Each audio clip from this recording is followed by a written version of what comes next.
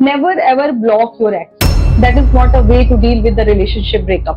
वो तरीका ही गलत है पूरा का पूरा।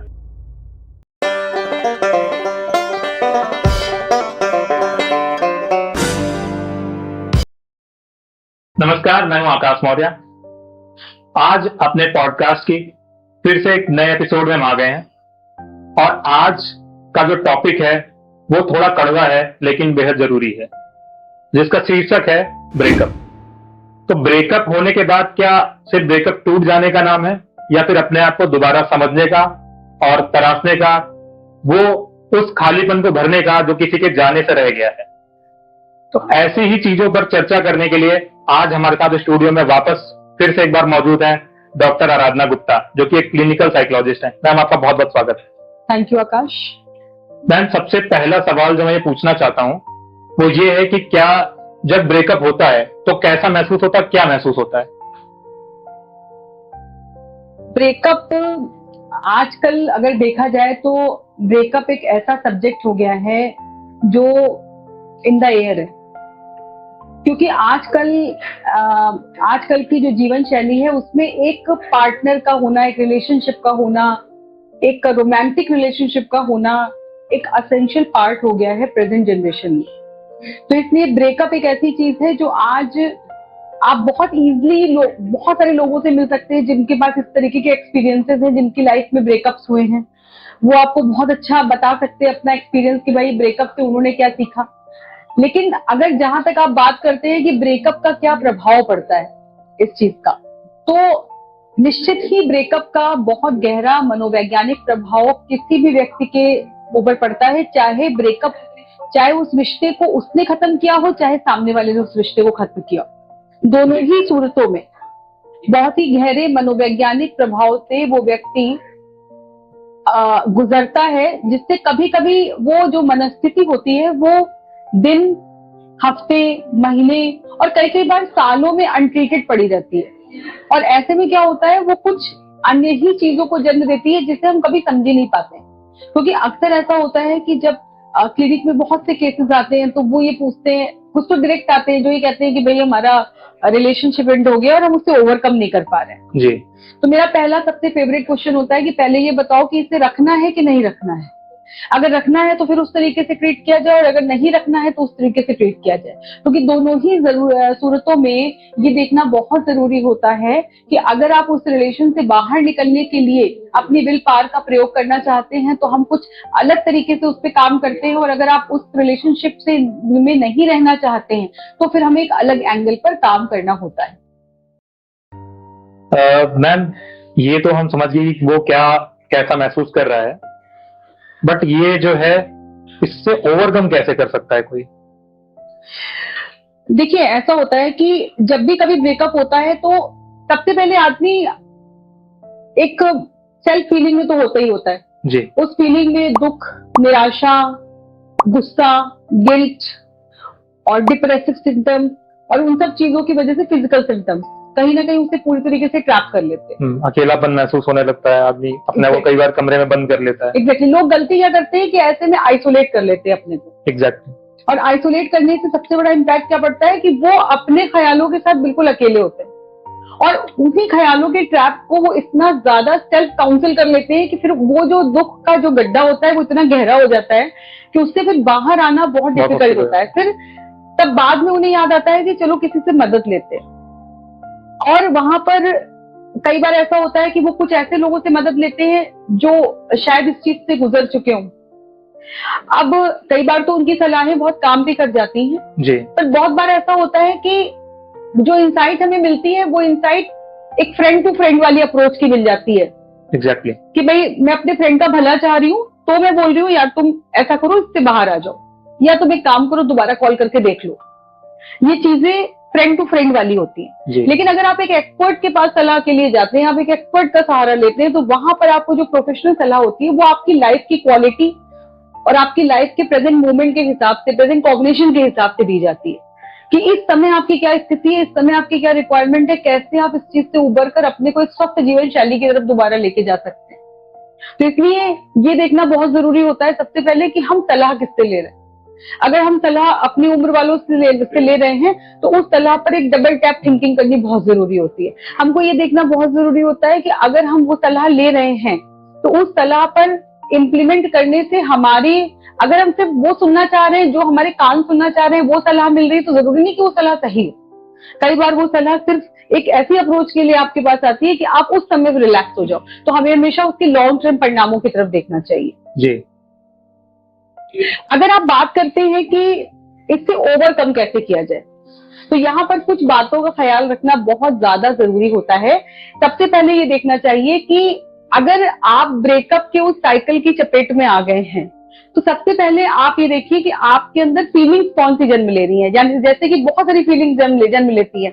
जैसे हम पहले बहुत डिनाइल पे होते कि ऐसा कैसे हो गया, हमारे साथ ये हो ही नहीं सकता था, और उसने मुझे डम कैसे कर दिया, या मैंने उसे इसलिए छोड़ दिया क्योंकि वो पार्टनर मेरे लिए सही नहीं था। हम तरह तरह के डिफेंस मैकेनिज्म के थ्रू अपनी थिंकिंग को देखते हैं। उसके बाद धीरे से आ जाता है एंगर, फिर हमारे अंदर गुस्सा डिपॉजिट होने लगता है कि ऐसा कैसे हो गया, ये ऐसा कैसे, और व्हाट इफ के अराउंड हमारी लाइफ और हमारी थिंकिंग घूमना शुरू कर देती है जी। और वो समय होता है ऐसा कि जब हमको ये देखना बेहद जरूरी होता है कि हमारा ब्रेन बार्गेनिंग मांगने लगता है कि चलो अच्छा ठीक है, एक बार कॉल कर लेते हैं, चलो ठीक है एक बार बात करने में क्या जाता है, खत्म तो हो ही गया है, या ऐसा लगता है शायद शुरू हो जाए। तो अल्टीमेटली ब्रेन उस समय बार्गेनिंग की स्टेट में होता है और ब्रेन लगातार ये कह रहा होता है कि ऐसा करते हैं कि इस चीज पर एक बार एनालाइज कर लेते हैं। और वहीं से शुरू होता है एक डिप्रेशन का सिम्टम्स कि हम बहुत ज्यादा जब बार्गेनिंग करते हैं, हम अपने आसपास पूछते हैं तो कई लोग कहते हैं हाँ ठीक है कॉल कर लो, कुछ लोग कहते हैं नहीं बिल्कुल मत करना, कान सुनना चाहते हैं कर लो, लेकिन सलाह दी जा रही है बिल्कुल मत करना।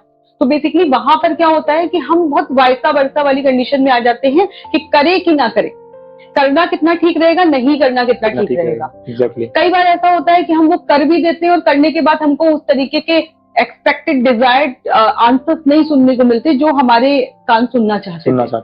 और कई बार ऐसा होता है कि हम जब कॉल करते हैं तो हो सकता है कि किसी का पैचवर्क भी हो जाए और दोनों ही लोग एक दूसरे के सामने सरेंडर, बट चूंकि बात हम यहाँ ब्रेकअप की कर रहे हैं तो यहाँ पर पैचअप की बात हम कर ही नहीं सकते। Exactly. हम सिर्फ और सिर्फ ये बात कर रहे हैं कि अगर ब्रेकअप हुआ है तो हमने उसमें किस किस चीजों को फील किया।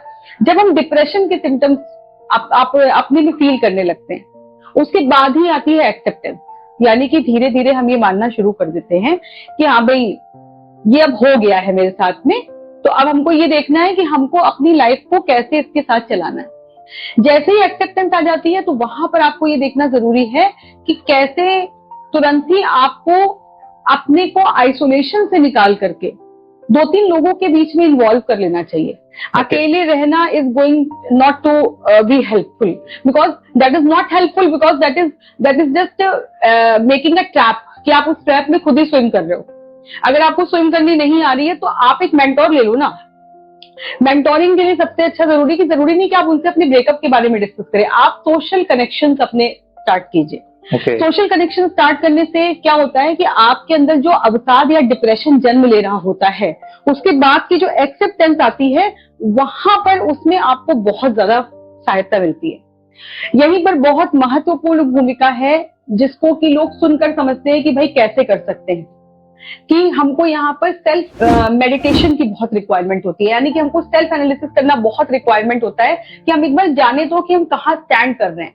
इस ब्रेकअप ने जो दुख, जो निराशा, जो कुंठा, जो तनाव, जो डिप्रेशन हमको दिया है, क्या हम उससे कुछ भी ओवरकम कर पाए? और ये आप तभी कर पाते हैं जब आप सोशली तो कनेक्ट हैं लेकिन दिन के कुछ पल आप खुद के साथ अकेले हैं और वहां पर आप अपनी सेल्फ एनालिसिस की प्रोसेस करके देखते हैं कि आप अब उस रिलेशनशिप के बारे में सोचते हैं तो आपको कैसा लगता है। क्या आप उतने ही ज्यादा परेशान हो जाते हैं, उतने ही ज्यादा निराश हो जाते हैं कि नहीं पहले से कुछ बेहतर फील कर रहा है? यानी कि आपको ये देखना जरूरी होता है कि अगर मैं रोना चाहता हूं तो मैं रो लेता हूं, अगर मैं ये चाहती हूँ कि मैं थोड़ी देर के लिए दुखी हो जाऊं तो मैं दुखी भी हो लेती हूँ, बट ओवरऑल लास्ट में फीलिंग वो आनी चाहिए कि हमें ये पता होना चाहिए कि ये दुख, ये निराशा, ये जो तनाव है, ये जो कुंठा है, इन सब के बाद उस पार्टनर के लिए, अपने एक्स के लिए हमें फीलिंग क्या आ रही। ये सेल्फ एनालिसिस की प्रोसेस को डिपॉजिट, इसको दबाना नहीं चाहिए, इन फीलिंग्स को सेल्फ एनालिसिस करके इनको निकालते रहना चाहिए। तो इससे क्या होता है कि जो एग्रेशन होता है, जो तनाव होता है, वो डिपॉजिट नहीं होता है। तो डिपॉजिट नहीं होगा तो आप कभी भी किसी दूसरे रिलेशन में जाओगे तो उसको अपने पहले वाले अनुभवों से कंपेयर नहीं करोगे जी। अगर आपने डिपॉजिट कर लिया तो आपके अंदर वो एक सेंस ऑफ जो एक आता है ना, या तो रिजेक्शन का सेंस आ गया है या फिर ये आ गया कि नहीं चीट होने का सेंस आ गया है, तो वो कभी ना कभी दूसरे पार्टनर पर डिस्प्लेसमेंट होने की बहुत ज्यादा संभावना होती है। ओके। तो ये देखना बेहद जरूरी होता है। यहाँ पर एक चीज और बहुत इंपॉर्टेंट है, आपको अपने एक्स को कभी भी स्टॉक नहीं करना चाहिए। उसके सोशल मीडिया अकाउंट, उसके व्हाट्सएप बहुत स्टेटस कॉमन है ये। बहुत कॉमन है। लोग ये देखते हैं कहीं वो किसी और के साथ तो खुश नहीं है। हाँ, एग्जैक्टली। आदमी को ये लगता है मुझसे हट करके वो खुश नहीं रहना चाहिए, सामने वाला पार्टनर, उसको भी उतना ही दुखी होना चाहिए जितना कि मैं दुखी हूँ।